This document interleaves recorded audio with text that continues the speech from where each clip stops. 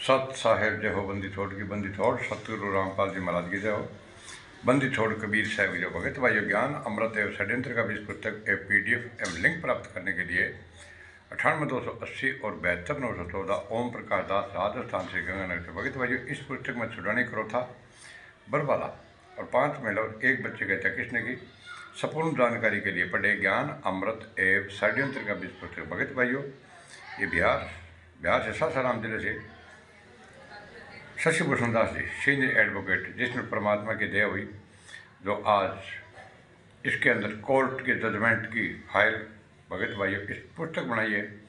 इस पुस्तक के अंदर अंग्रेजी में भी है और सरल भाषा हिंदी में भी है।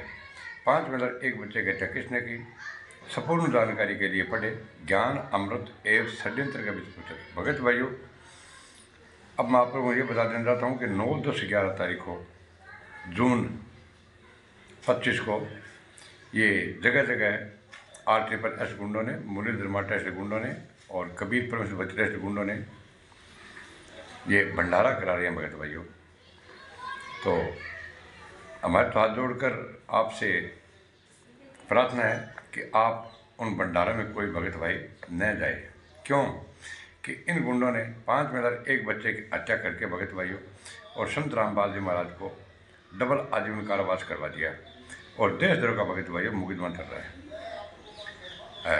ये संत रामपाल जी महाराज को भगत भाइयों छुटा नहीं सकते, क्योंकि आप भेड़ों की तरह जाकर भीड़ करते हो और आप जाकर कभी नहीं पूछते कि संत रामपाल जी महाराज की 29 और 30 की जजमेंट फाइल दिखाओ। संत रामपाल जी महाराज के खिलाफ बयान किसने दिया है जो संत रामपाल जी महाराज आज 11 सालों से जेल में यातनाएं सह रहे हैं। भगत भाइयों, आपकी औकात नहीं है किसी की भी, जो आप इनसे पूछ लो भगत भाइयों कि हमारे को FIR नंबर 429 और 430 की हमारे को फाइल दो कि संत रामपाल जी महाराज के खिलाफ बयान किसने दिए हैं। क्यों कि अगर आप ये पूछोगे तो आपको बोलोगे आपने शक किया, आपका नाम खंड हो गया, आप जोत और पाठ करो भगत भाइयों। तो हमारी भगत भाइयों आपसे हाथ जोड़कर ये रिक्वेस्ट है, एक ये जो पुस्तक सेवा कर रहे हैं, जगह जगह पुस्तक सेवा कर रहे हैं भगत भाइयों, संत रामपाल जी महाराज की पुस्तक दिलाई जा रही है। और भगत भाइयों, ये सत्संग के नाम पर ये RSS गुंडे बुलाते हैं भक्तों और भगतमतियों को, और बुला करके सत्संग के नाम भंडारे के नाम पर भगत भाई उसके बाद में क्या करते हैं, उनको प्रेम दाल में फंसा लेते हैं भगत भाइयों। और प्रेम दाल फंसाने के बाद में क्या करते हैं भगत भाई, ये बलात्कार कर देते हैं। और बलात्कार करने के बाद में भगत भाइयों जब वो FIR दर्ज करवाते हैं तो ये गुंडे क्या बोलते हैं, 11-11 महीने तक ये गुंडे FIR दर्ज नहीं होने देते और उसके बाद में भगत भाई वो पिटाई भी करते हैं कि आपने FIR दर्ज क्यों करवाई। तो भगत भाइयों, हमारा हाथ जोड़कर ये आपसे प्रार्थना है कि आप इन गुंडों से सवाल जवाब करो कि संत रामपाल जी महाराज के खिलाफ बयान किसने दिया है, हमारे को जजमेंट की फाइल दो। और भगत भाइयों, मैं आगे 2-3 वीडियो लगा रहा हूँ, प्रमाण सहित है, आप उन वीडियो को भी पूरा देखना। और संत रामपाल जी महाराज जेल नहीं कर रहे हैं, 11 सालों से जेल में यातनाएं सह रहे हैं भगत भाइयों। संत रामपाल जी महाराज की उम्र 75-76 साल की हो गई है। कुछ सोचो भगत भाइयों, अगर आपके माँ या बाप या पत्नी या बेटा या बेटी या लुगाई कोई भी XYZ अगर भगत भाइयों मर जाता वहाँ पर ना, तो आप बरवाड़ा स्टेशन पर जाकर के और वापस नहीं आते भगत भाइयों, आप मिल के आते। और आज तक संत रामपाल जी महाराज से भगत भाइयों कोई भी नहीं मिला है, ठीक है ना। ये गुंडे सब झूठ बोल रहे हैं, न ऑडियो आती है, ना वीडियो आती है, ना पुस्तक आती है, कुछ नहीं आती है भगत भाइयों। संत रामपाल जी महाराज की पुस्तक आए दिन दिलाई जा रही है और आए दिन ये सत्संग और भंडारे के नाम पर बुलाते हैं और भगत भाइयों वहाँ पर ये आयाशे करते हैं, उनको प्रेम जाल में फंसाते हैं और फिर गलत काम करते हैं। मैं आगे वीडियो लगा रहा हूँ, वीडियो को ध्यानपूर्वक सुनना। साहेब आगे वीडियो देखना भगत भाइयों। मंदसौर जिले के ग्राम लोथ में बलात्कारी रामपाल के अनुयायी आज पहुंचे। वहां उन्होंने ग्राम के लोगों से संपर्क साधना चाहा। या लोग हिंदू धर्म के लोगों का ब्रेन वॉश करते हैं, हिंदू धर्म के खिलाफ कार्य करते हैं, महिलाओं को मांग में सिंदूर नहीं लगाने देते, भगवान की पूजा नहीं करने देते और भगवान के जय घोष भी नहीं लगाने देते। कुल मिलाकर कहें तो हिंदू पैदा होकर या हिंदुओं को गुमराह कर उन्हें गलत रास्ते पर ले जाते हैं। आज जैसे ही लोध गांव में पहुंचे, इनके समर्थक भी साफ थे। तभी गांव लोध के ग्रामीण जनों और विहिप बजरंग दल के पदाधिकारियों ने विरोध किया और गांव से बाहर निकाला। ये लोग गांव में प्रचार प्रसार करने आए थे, ग्रामीण जनों को हिंदू धर्म के प्रति भ्रमित कर रहे थे और पुस्तकें बांट रहे थे और घरों में जबरदस्ती घुस के पुस्तकें बांट रहे थे। इसको लेकर ग्रामीणों ने इन्हें गाँव से भगा दिया किया गया है। रामपाल जी कुछ अनुयायी आए थे, उसको लेकर कहा था रामपाल जी की एक किताब है ज्ञान गंगा, जो उसमें कुछ बातें ऐसी लिखी गई है कि जिसका हिंदू समाज में कुछ भी होता नहीं।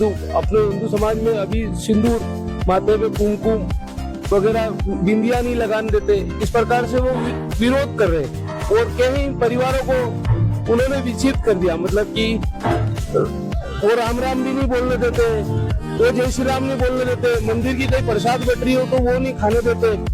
इस प्रकार से वो हर जगह विरोध कर रहे हैं। तो आज भी लोध के अंदर 4-5 गांव में सूचना मिली थी मुझे कि ये यहाँ तक परेशान कर रहे हैं, और हर कहीं घर में जैसे कोई महिला अकेली भी है तो वहाँ पे घर उस घर में सब एक साथ 50-60 जने घुस रहे थे। उनका मतलब कि कैसे भी करके उनको दबाव बनाना है कि ये किताब ली जाए हमसे। तो आज भी हमारे को सूचना मिली, तो हम जब वहाँ पहुंचे तो 50-60 जने महिलाएं, पुरुष, बच्चे वगैरह सब थे उनके साथ, और वो थैली भर भर के किताबें थी उनके पास, जो हर किसी को जबरदस्ती गांव में 20-20 रुपए में बांट रहे थे। तो आज हमने उनको बोला कि भैया तुम यहाँ से जाओ, और ये काम अच्छा नहीं है, आप लोगों को बरगलाओ मत, बोले वाले हिंदू समाज को बरगलाने काम नहीं करे। नहीं तो बजरंग दल इसका कड़ा विरोध किया करेगा और करता रहेगा। शंकर शर्मा, जिला सह संयोजक बजरंग दल। क्या सुना है आपका?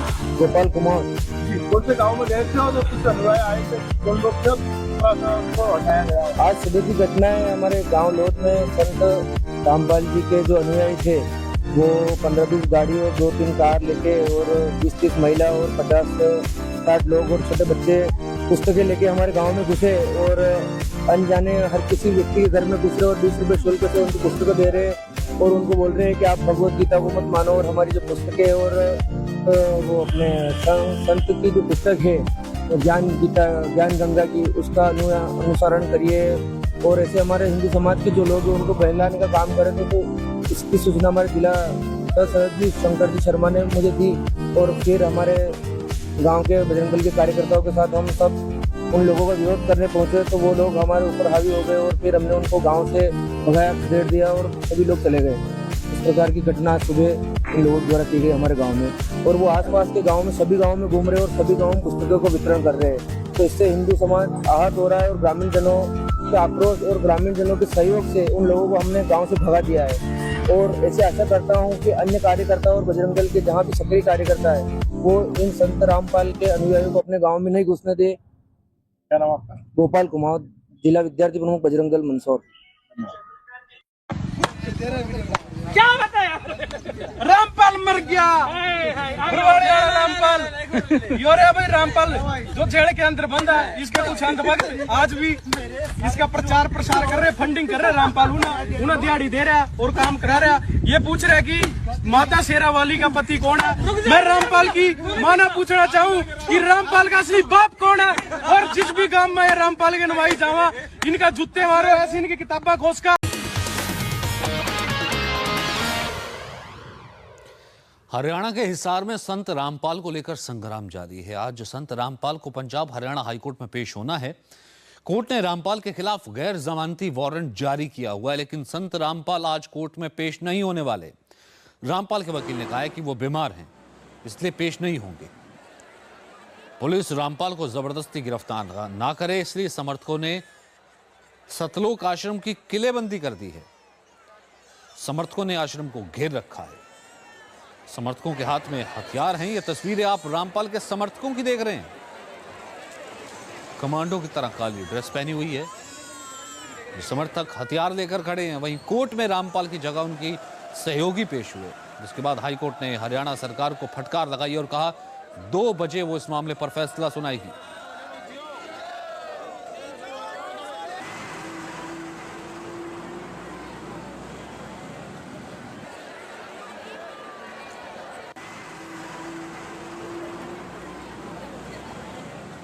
रामपाल जी महाराज जो हमारे पूज्य गुरुदेव हैं वो पूर्ण रूप से अस्वस्थ हैं,